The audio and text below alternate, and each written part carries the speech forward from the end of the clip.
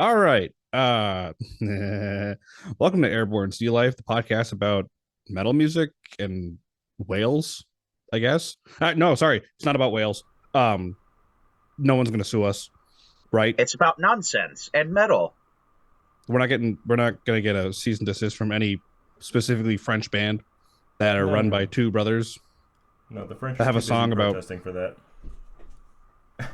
This is how you summon the What? lawyers. God. Anyway, Lawyers. welcome. Welcome to Airborne Sea Life. It's a show about nonsense, metal, and who knows what else. My name is Yusuf Roshd, joined as usual by my hosts, Brendan, Sloan, and Manuel Barbara. I'm one of Today, those. he is one of those. Today, we're talking about stuff. But before we get to the usual stuff, we've got other stuff to talk about. What kind of news stuff do we want to talk about, Brendan? Well, speaking of nonsense, I found some funny metal news and some good metal news, but some funny metal. Let's start with some funny metal news, shall we? I like funny So, metal. if you go onto blabbermouth.net, you will find a story about a bench, and this particular bench is a Black Sabbath bench because people are so there's I'm just going to read it. According to the West Side Business Improvement District, the world famous Black Sabbath bench in Birmingham, England, was temporarily removed earlier this week for a refurbishment. Because, you got to do that with benches. However, it took people several hours on Monday, February 5th, to dismantle the entire sculpture, and three men just had to carry just the heads. It was so unbelievably heavy that people could not move it. It was entirely too heavy, it's exactly perfect because it's a heavy metal bench and they I couldn't mean, it move the looks like damn thing. they made it out of solid concrete or something. I'm not surprised. It's way funnier to think of it as heavy metal, but Yeah, like you're Well, yeah, yeah, technically but correct. yeah. it's one of the, I don't know. I saw the headline and it was just like, Like, of course we're gonna talk about this. This is well, yeah, nonsense. it's like true Yeah, nonsense. You that's can't that's believe. that meme with I don't know what I was expecting. Yeah, The, pretty the worst much. part is that they put the word heavy metal in quotes. It's definitely. I mean, it has. I To be fair, it has. Oh, go ahead. Go ahead. no.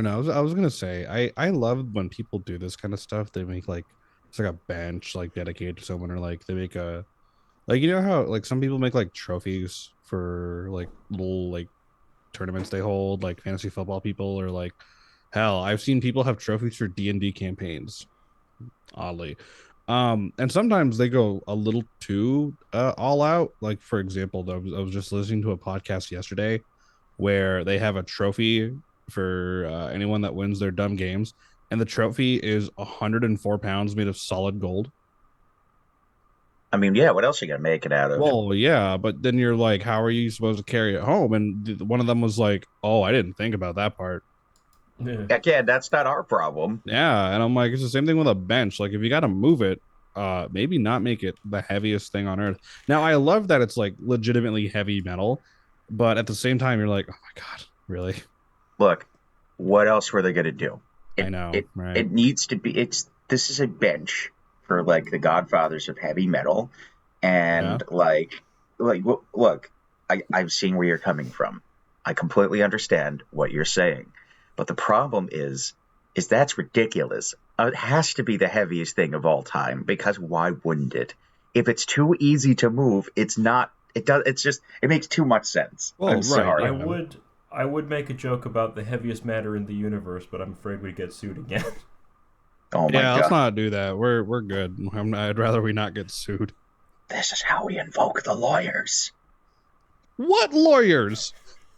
The ones that are clinging to the ceiling, hanging upside down in my. Ah, yes, the lizards. I was going with a joke about bats or like vampires, but yours also kind of works. I mean, they do be clinging to ceilings. Speaking of lizards, I Speaking don't know of where I'm going. lizards, where were you going with this? Yes, segue.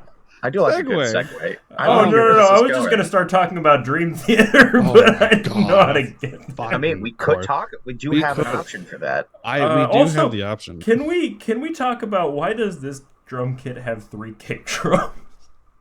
You want to do the So Dillinger for Escape Plan for now? No. We're talking about it for those Manuel wants to talk following about along this. at home. For those following along at home, apparently Dream Theater is back in the studio with Mike Portnoy, which is cool.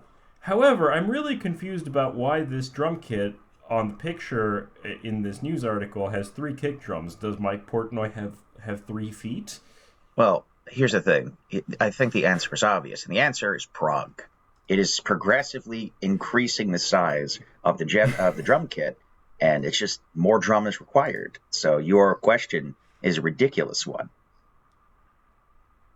There you go. I've solved it. I got no arguments for that. As It is ascended. as the resident drummer of this show, I'm just gonna say this. Excuse me.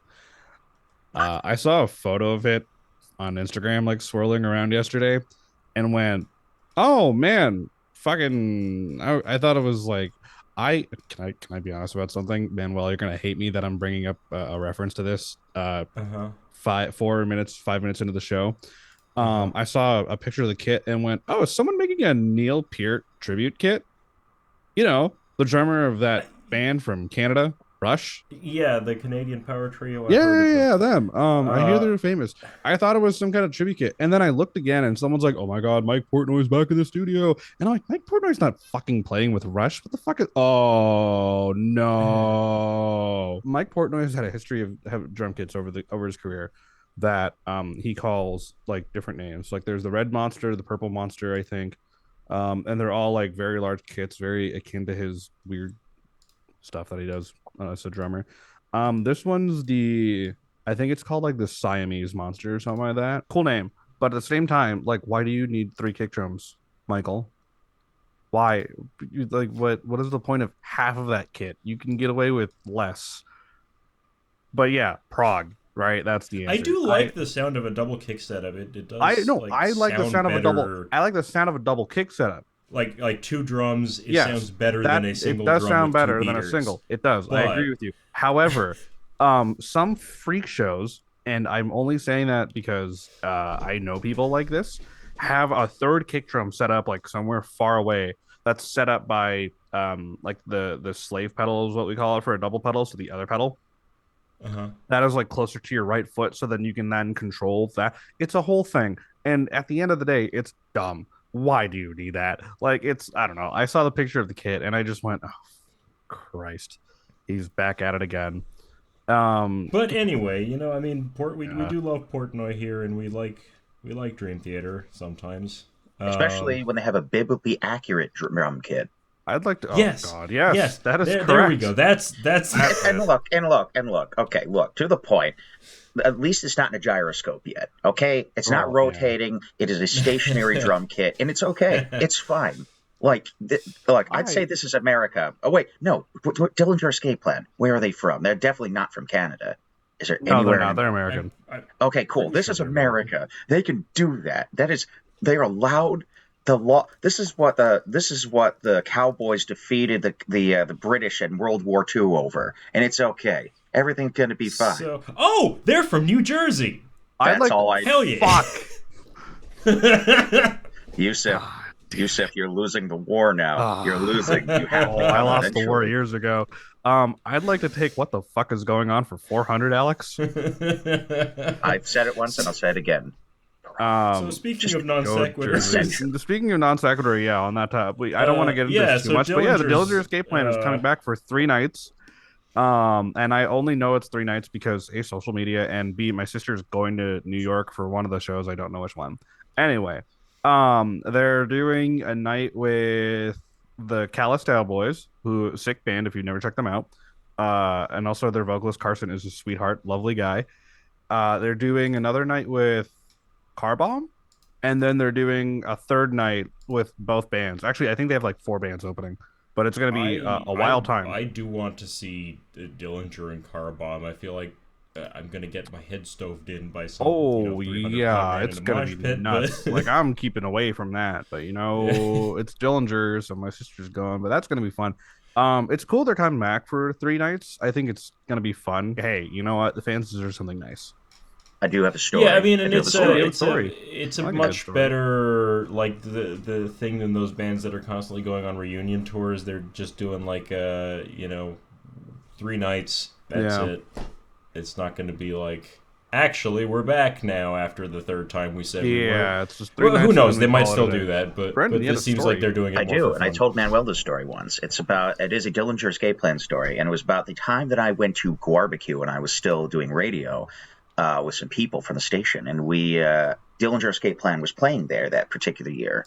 I think it was 2017 or something. I really don't remember the year, but the point is that the vocalist for Dillinger Escape Plan got stuck at the airport where they were coming from, and they had to improvise. So there was a band there called Brain Tentacles, and it's like a super group of people from like municipal waste and things like that. And their deal is they had a synthesized saxophone player. So instead of playing with any type of vocalist, they took the saxophone player from that band and put him where the vocalist would go. So it was crazy. This was the craziest thing I have ever seen in my entire life. Instead of singing music with like words, they just had synthesized sax, and it sounded like they invited Cthulhu on stage. That was the coolest day of all time. Yeah, I I think feel like you've shown me Brain Tentacles. I feel like if I there was did. any that checks out. Hi, Yusuf Roshd from Channel 5 News. I'd like to ask a question. Did you say barbecue? Yeah, Barbecue in Virginia. What the fuck is barbecue? So It's exactly what you think it is. Okay. So we have to wind this back. Obviously, Barbecue.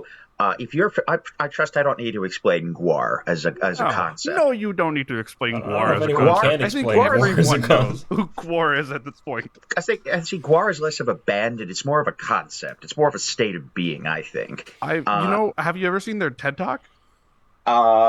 Yes, I did It see is that a TED great Talk. TED Talk. And it's the guy who's now the lead singer of them. I don't remember the character, but he's a college graduate. He is a college educated musician, and he talked at length about how they kind of gave themselves jobs and worked out that scene. And basically, Barbecue is kind of like their version of Mayhem Fest, which is just a celebration of guar, man. It was great. They basically had Lamb of God, Dillinger Escape Plan, and themselves and a few other minor bands, including the aforementioned Brain Tentacles. I do not believe they are doing much of anything these days. They just had this, I think it's like a day or two long music festival, and it's exactly what you expect, just different stages, and that was a good day. That mosh pit for Lamb of God was so large that it just kicked up a dust storm a little bit. Yeah, People were getting blinded by it. It was a good day. But that's Barbecue. Highly recommended. I see. Well, that's something I didn't need to know, but now I really needed to know, and now I know. Oh, and food trucks, of course. They had a good vegan fried chicken truck. It was really good. Tasty. So, do we want to start business. talking about the actual thing? What are or we do talking just about keep today? Talking about guar at this point. We could do the Guar podcast. We could. I'm emotionally and physically prepared to do this. Let's put that in the Google Doc for later. Let's put that in the Google Doc Yusuf. where we all dress as members of guar. Hi, that's me. What's up? You want to tell the children at home what we're talking about today? Remember last week we did Red Miso, it's a short song. We said, man, we should do more of these. And then immediately after we finished filming that episode, I went, what if we did Misericorde I and II from Ne Obliviscaris? Let's skip the third longest song known to man, and we'll just do that. So yeah, Misericorde I and II, Ne Obliviscaris. It's one of the best songs that came. What was it, last year? Last year that album only came out. Yeah, I remember. I told you to listen to it, and you immediately texted me back like, "What the hell is this? And why is it so good?" It's fantastic. I was looking forward to some new Ne Obliviscaris anyway. So just to hear it was like, yes. You and then all of the fuck shit happened, and I go, oh my god. So I talk about this not in public, well, in public too, but you know what I mean, all the time. All of the good guitar music is Australian, or most of it. Most of it is, yeah. What in the Parkway Drive are you talking about? Besides them, we don't count them. I'm curious, Brendan, as a filthy pleb who didn't go to music school, what your overall take on this song is. I think more he's a smart pleb that didn't go to music school. Excuse me. I mean, I will take pleb, and we'll deal with you later. That's all I'm gonna say about that. Oh, But so I'm familiar with Ne Obliviscaris. They're one of those bands that I brought back with me from when I, did radio. It's just one of those bands where like I went from like a whole transition into like less of a pleb, but not quite a musician. I know I'm like though in a weird limbo of things. I know all these cool musical things, but I cannot act upon them. But I also have learned my lesson from like not having a music video in front of me. I took notes on the song while listening to it because I'm a Yeah. fucking genius. you're Um, smarter than the two of us, that's for sure. I are smart. Well, I need all the help I can get, Mister Fancy Pants Music Schools. Uh-huh. So here's what we got. I'm gonna talk about it now. I'm gonna just say right off the bat, for me, from the beginning of the song, I think we can all agree that it's realistically like listening to two songs, isn't it? Like it really is. Because Well, the it thing, is. There's a reason it's split into part one and part two. well, no. What I mean in the beginning, like I know it's split up, but for me, interpretively, it's like almost like listening to two songs overlaid to each other because the way they work that bass, that very upfront bass, it almost for me acts like a line in between the two because in my mind's eye, I heard the song and it took me a second to figure out what I was seeing in my mind's eye. And it was almost like there was a battle going on between two armies of some sort. Um, Yeah. the I actually that bass was one of the things I wrote down in my little notebook about. We should talk about the how, like right up front at the beginning that bass line is. Oh I beat you yeah. to it. Yes. Uh-huh. But anyway, Motherfucker. carry on, Brendan. Yes. So there were definitely some things that stood out to me, like really jumped out at me in the song. They took the guitar and the violins within various parts of the song in the beginning, and they just made them vocal. It wasn't just that they were playing rhythmically. They were projecting almost as though they were singing a prayer, like almost like this Islamic styled prayer. I don't really remember what the prayer is called. I think it's called the Hawas or something. I don't mean to make any presumptions of any expertise here. Just it's that thing when you hear like any movie, you hear like a mosque, and you hear this like chanting, this very throaty chanting, and I thought it was Yeah, really yeah. genuinely very cool the way that they took these instruments and they made them sing. They didn't just play the instruments, they made them sing to me. I thought It it. is. Yeah. No, go It ahead. is the taking. I mean, I talk about taking classical approaches to heavy metal all the time, but and it's not just the violin and piano that happens, but they do have this very sophisticated lyrical writing that goes into this particular song. It's truly incredible. Well, I mean, if I'm not mistaken, Ne Obliviscaris is Sanskrit. I don't remember for what, but I believe it is a I Sanskrit word. I believe it's Latin. It might be Latin. It sounds To like the Latin. interwebs. Let's find out. While you are looking at that, I will just keep Do not ranting and. forget Of course, I will not in forget. Latin. No. But It means the do not Ne forget. Obliviscaris is Latin for do not forget. huh, I was always under the impression it was Sanskrit. Well, I guess I am a pleb. Thanks a lot, Mr. College. Darn you, college. Thanks, Plankton. Yeah. Ah, Um, I will go through just a few more points here, and then I will pass the torch to the next person. I'm not going to get too much into it because I think someone else is going to cover this part of it. But like for me, the overall feel of the song was that it is. I don't know the exact what the song specifically is about, but my interpretation of it, the way it was written, is that the two overlapping songs, clearly divided by that upfront bass, was it's evocative of like an ancient battlefield. And the song for me was the story about a soldier getting struck down, and as this person is like rising through like the cosmos to the afterlife, you that part where there's like this almost folky kind of, not really breakdown, but then the violins, the woodblock instruments are more prominent. It was like this person was remembering a life going through an ancient Arabian bazaar. And I thought that they just did this really great job of telling a story without really telling us anything. It really allowed me to just lose myself in the song. It was a joy to experience. But I've been talking for. I'll go on. Yeah, so having looked at the lyrics a little bit and having read a little bit about it, it seems to be a bit of a contemplation on mortality Mm. and like a journey through life to acceptance of death. Look at me. I didn't look Which that part up. yeah, no, but that kind of squares up with what you're saying, and that's interesting that you well, that's a sign that they did what they meant to do, that you got somewhere close to that without understanding the lyrics. Too late. Already celebrating. Mm. Smugness has set in, He's just having baby. his time. Go and have someone take a turn. On the idea of, Brandon's interpretation and everything. The one thing I love about Ne Obliviscaris' writing is that it tells everything tells a story in the wildest way possible, and the way everything is shaped and the way everything's like constructed. And the thing I think about the most funny enough, Brandon mentioned this with thinking about like in Arabian Bazaar. I always think about, Manuel might get this. I think a lot about like Korsakov's writing, or like the idea of programmatic writing. For some reason, always think of Scheherazade when I listen to anything Ne Obliviscaris does, because Ne Obliviscaris basically listened to Scheherazade and went, okay, but what if we added blast beats? Yeah.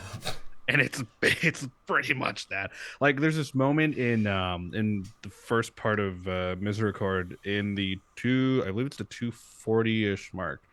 Yep, that's one of the things I wanted to talk about. Ah, man, you were gonna get to that too. Yeah, where the violin comes in that it. 3 moment where it's like and there's this counter melody going on. You're like, oh my god, it's so pretty for what it is, because it feels like you're floating for that brief moment of time. But there's this like idea of panic at the same, like it feels like a stressful kind of float.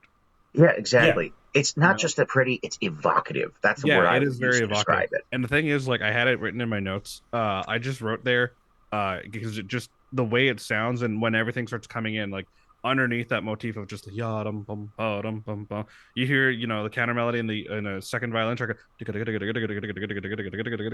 the only thing I wrote there was bees. I mean, it's a valid takeaway. It is a valid takeaway, because for me, it's like there's this, like, it feels like everything's starting to swarm in, and you're like, oh my god, there's panic, and then that fucking guitar solo comes in, and you're like, what the hell? The first one, not even the best of the two. Yeah, that's the thing, not even the best one on that fucking song. But yeah, that's a masterclass in building tension through just rhythm. Yep. Which, I mean, they've been kind of known for a while. I mean, all things considered, like, Plague Flies the Kaleidoscope, probably their biggest hit, is studied in music programs in Australia, just because and I've talked about this in clinics now with them, about how, like, their idea of rhythmic tension can keep you on your toes, and how, I don't know how to put it other than, like, they know what they're doing, and they can do it without having to worry about harmonies and everything. They can do it with just the simple ideas of rhythmic motifs. I don't know what their musical background is, because, like, I wouldn't be surprised if they literally actually academically knew what they were doing with some of this stuff. I'm sure a couple of them have. I don't know about the entire band, but I'm sure at least, like, I feel Tim, their violinist, I think has. Can Fighting Vlad the Impaler be a musical background? Because that's very much the vibe I got from this song. Ooh, that's interesting, actually. I didn't think about that, yeah. Something, a moment I found really interesting in part 1, starts about 4 minutes and 50 seconds in. There's this part where it gets very spacious. Everything's got a lot of reverb on it. And it's that, like, almost like, I don't know, jazzy drums. It's not really jazz, but for some reason it keeps reminding me of, like, Reinhardt and Grappelli. With the way that violin happens. It's not the same, but it feels the same, if that makes any kind of sense. I take your word for it. Are you talking like the ending of the song? Which part of the song specifically? The ending of part one. Yeah. Where it like everything pulls back and the production goes from like this really in-your-face direct thing to being like they make it feel like it's in a room. Well, like for me, that was the part of the song where like when you die in a movie, everything just goes white. And then you start floating through. That's the beginning of the journey for me through the cosmos to see the afterlife. And then that violin comes in with that da da da da that melody. Mm-hmm. You know what I'm talking? I sang the road notes wrong, but at the beginning of part 2 is one of the most beautiful things I've ever heard in my life. I freaking going back to the whole Scheherazade thing, because I think this is like my big comparison to that for this episode. Like, I just think of those violin solos that occur before every movement. Like, it tells its own, like, there's a part of it that's the concept of Scheherazade as we know it, right? It's a story within a story, because the whole idea is the music reflects this woman who's constantly telling the Sultan stories before she potentially dies, but she's only telling you stories to elongate the fact, hopefully, that she lives. And the violin solos before each movement represent those moments in between the stories as we're back to reality, and the woman is like telling, oh, but there's this other story of yada, yada, yada. And when the violin comes here in the beginning of the second part, it reminds me a lot of that, and that it's this foretelling of the next story. Like, it's that brief moment, and like to what Brendan was saying about like you're floating, you're floating in that just space while you're waiting for something to happen, but you don't know what just yet. That beginning part, it's kind of a moment of safety. It is very pretty, yeah, and very very stable. It tells you like we're gonna go somewhere. You've been somewhere, right? You've come all the way through part 1. Mm-hmm. Here's a moment of just enjoy this. Right? Just live in this world for a minute, yep. And then we're gonna go do the next thing. Yep. What I appreciate too, about at least the second part of Misericorde, is it doesn't follow the typical formula of a Ne Obliviscaris song, where it's multiple things that sort of just all happen one after the other with no, like, there's some direction there, and sometimes it's just abrupt with what they do, where it's like, hey, here's this like waltzy thing we wrote that's super jazzy, and then like blast beats, and you're like, where did that come from? But what I love about the second part of Misericorde is it builds up. It starts with the violin solo, the guitar comes in, and then all of a sudden it's a Jeff Beck song for like it's the first the minute. Best guitar solo I have ever heard. Beautiful. In years. God, I mean, not ever, gorgeous. But it might be the best guitar solo ever. It might actually be. It's so well written. It's somewhere between Jeff Beck and Pink Floyd, yeah. and like Steve Vai. Yeah, picking up what you're putting down. Good. Yeah, so it's something like that. And then, it's starting to build up a little more. The drums come in, and now it's really feeling like an old school Jeff Beck song, or like an old school Steve Vai tune. And it's feeling like a good old ballad. And then it starts to build up a little more. The drummer starts hitting the snare instead of the cross stick. So it's giving that oomph of like, okay, now we're really starting to build up. Like, it's starting to feel like an 80s rock ballad now, like properly. Mm-hmm. And then it gets heavier and heavier and heavier and heavier and heavier and more dense. And then like the beauty of what Ne Obliviscaris is as a band truly comes out in just this wonderful, magnificent wall of just sound. Mm-hmm.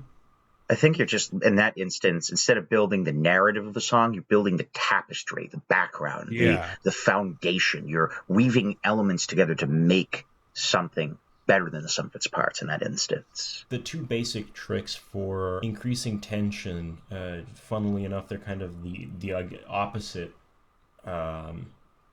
thing. But this song does both of them. It's add things or take things away. Mm-hmm. Because they managed to increase the tension in that moment with the violin you were talking about in part 1 by just everything goes away. It's just two violins, and now you're scared. Yeah.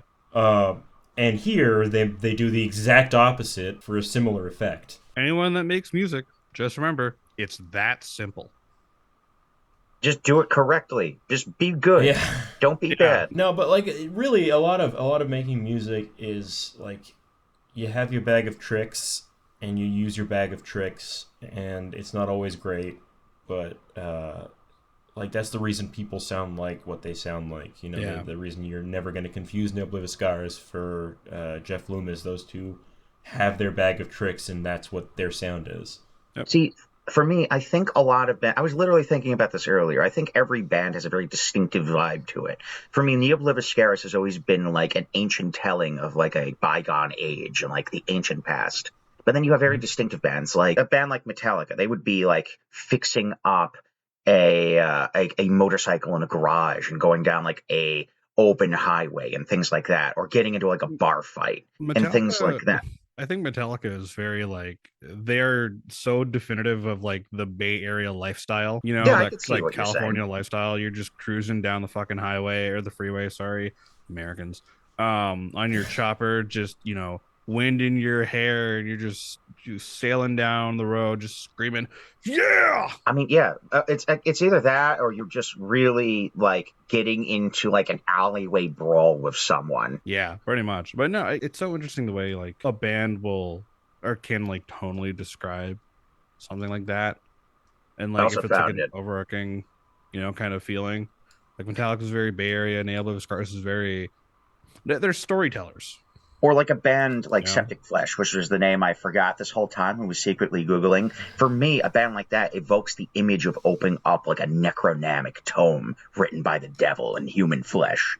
Like, it's a different vibe. It's a similar vibe because when you look at it, they're very similar to me kind of ideas of how things come together when it comes to Ne Obliviscaris, but it's very, very tonally different. For me, one is like ancient battles, and the other is opening up an ancient evil book. Like, it's similar, but they have it's like you said, there's a bag of tricks that makes it distinctive.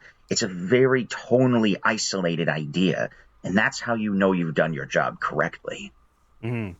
Yeah, but also for those following along at home, it's like so many people try to be different just for the sake of being different, Oh, I and hate that. it never sounds good. If what you want to do is to sound like your favorite band, just do it. Yeah, exactly. Just You do will that. come out You're Yeah. allowed to eventually. do those things. It's fine. Yeah, Yeah.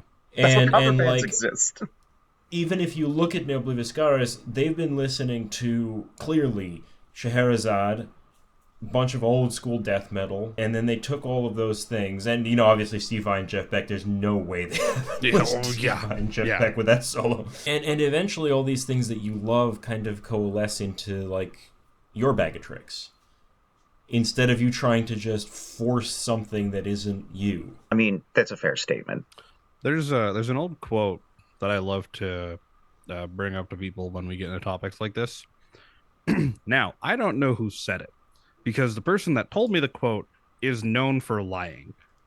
So, with that being said, the quote goes, good musicians borrow and great musicians steal. I mean, that is a. That's I- kind I- of, you know, I know yeah. that one. Yeah. That's just well, I Yeah. mean, that's a carryover from like good artists. Good artists are they make, but great artists steal. That's like it's like one of those old adages that are just out there. Yeah, pretty much. Like that's just the thing. Like if you want to sound like yourself, good, but at least before you do that, embrace the things that have influenced you, and you know that ends Yeah. up being you. Like there's this Richard Branson quote I think about sometimes where it's like you are the sum of the 5 people you are around the most. And I feel like the same can be Oh, no. said as a musician. I know, right? I Same could can already be said feel with- my white suit growing. and the same things with like musicians about, you know, you are the sum of the things you listen to the most. I'm sorry. All Yeah. I can see is that episode of Family Guy where it's just that cutaway to Richard Bronson's like, "Who's in charge here? Oh, Certainly yeah. not that That- young-looking, well-dressed, middle-aged man, but it is." Oh God! Didn't think we were going to get a Family Guy reference today, but here we are. And but now yeah, for you my know, like, amphibious skyship. And he just goes away on this Jules Verne thing. Okay, I'm done. But anyway, this freaking song, it takes you so many places, and it makes all of them work somehow. I mean, I think that's a good takeaway from it. It's just that's literally the vibe I got from it, and I feel like literally just a better person. Like I know that's a bit cliche, but I feel like a better person for having like listened to that and gotten the chance to experience it. Mm-hmm. Yeah, Yusuf, you saw them live. Did they play this? they did. Ooh. How was that experience? Did you need a Um, diaper for it, for like n- crapping yourself? no, but I will say, everything felt like time just stood still when it happened, and I was Yeah, like, oh my goodness. it's so good. It makes so much Yeah. sense. It was, and also like I will say this, like I think I texted Manuel this like the day after I got back from that show. They are one of the tightest bands I've ever seen, Mm. and like this is only a few weeks after you and I saw Tesseract, That's which that so was far. tight. Yeah. But Ne Obliviscaris is a different beast of a band. Were they tighter than Leprous? Because I've never seen a band tighter than Leprous. I have not seen Leprous yet, so I could not tell you. Ah. Yeah, Okay. I could not make the comparison. But I will say Anyway, this. carry on. That band, oh, god damn that band. Oh my god. Like they have everything down to a T. Their writing, the way they are on stage, like everything is like perfection. And also hilarious. Like they've gone through a couple member changes recently. I know Kevin Paradis, I believe he's French, is now playing drums for them. He's good. He's so I think he plays drums on this album too. Like, oh my god, great. And you guys were talking about the bass, and I like the whole time listening to the song, how like prominent the bass is in the mix and like in the way the song like shapes itself. Uh I think is a testament truly to how ridiculous their current bass player is, an Italian fella named Martino Garatoni. And Hmm. he, if you ever watch his like playthroughs of the Ne Obliviscaris stuff on his YouTube channel and watch like his other stuff, this dude, like, they found the perfect guy for the band because he is, oh my goodness, that whole they're all good. They're like, I I'm mad because they're all really good at what they do. Those sons of bitches being delightful. I know, Grrr. right? That's the Grr. sense you're making right now. It's the same way I feel about well, used to feel about uh also from New Jersey, Thank You Scientist. Oh yeah, I can Now see I'm that. sad. Which like that band, that's another band that's like they're from all ends are like insanely talented. It's like it shows in their music. But yeah, going back to the whole seeing them live thing, uh there are moments of that band where it feels like time stands still. And when they played Misericorde, I was just like, holy crap. The second guitar solo comes in, and I just sort of stood there like for the entire solo. And my friend with me sort of like looked over. He's like, "Are you okay?" And I turned back and I go, "No, no, I'm not." There's some good Yeah, stuff. it was. Now the real They're a fun question: band. Mm. Did they have? Did he bring out the Ormsby SX for this? No, he did not bring out the Ormsby. Oh. Yeah, did not bring out the Ormsby, which I was kind of bummed about. I wanted to see the Yeah. Ormsby. Anyway, yeah, that song and like that whole album, that whole new album from them as a It's whole excellent. just is incredible. So Yeah. you would say that we will at some point be returning to Ne Obliviscaris. Oh, I want to. Absolutely. I really want to. You know what I would like to do, and this might be a thing for next episode, to talk about Human Abstract, Oh fuck. Oh. because they are very much like this kind of thing, but instead of Scheherazade, it's Beethoven and Stravinsky. Okay, that's all Yeah. I needed to hear. That might preview for next episode. Who knows? Maybe. Let's wrap this up Yep. and we'll get to that. So yeah, just I don't even know if we have final thoughts because I think we pretty much gave our final thoughts. Like this song is incredible. It's a masterclass Yeah. in everything they do. The album's great. It's really it. Shameless plugs as usual. You can find the show on my YouTube channel for the time being until I need to get that YouTube account set up for this thing. Anyway, you get the idea. You can find us there at Yusuf Roshd, I believe, is my YouTube channel. Now, I don't remember anymore, to be quite honest. Manuel and I play in a death metal band called Necronomicon Ex Mortis. We've got 2 EPs out. We are working on a full length that is going to come out later this year. We have fun with that. We make dumb content on our social medias. You can find us at Necronomicon Ex Mortis Band on like Instagram and whatnot. Manuel's got his own solo stuff out, which you can find at Manuel Barbara, or you can find him on social media as 8 String Alchemy. You can find me at Yusuf Roshd on all social platforms. And Brendan, you can find here. You found me. You did the thing. I'm so proud of did you. the thing. We've got cookies in the back for you specifically. Cookies? Where? Yeah, in the back. I was gonna do the Scooby Doo impression, and I was like, no, I'm not gonna. I'm gonna pull that one That's out. cultural dog appropriation, Yusuf. You're better than this. On that note, this has been the Airborne Sealife podcast, and we will be back next week talking about something. And I think when our editing gets better, we'll have more of our social media, like any banner somewhere. We'll be prettier, you know? Anyway, deuces.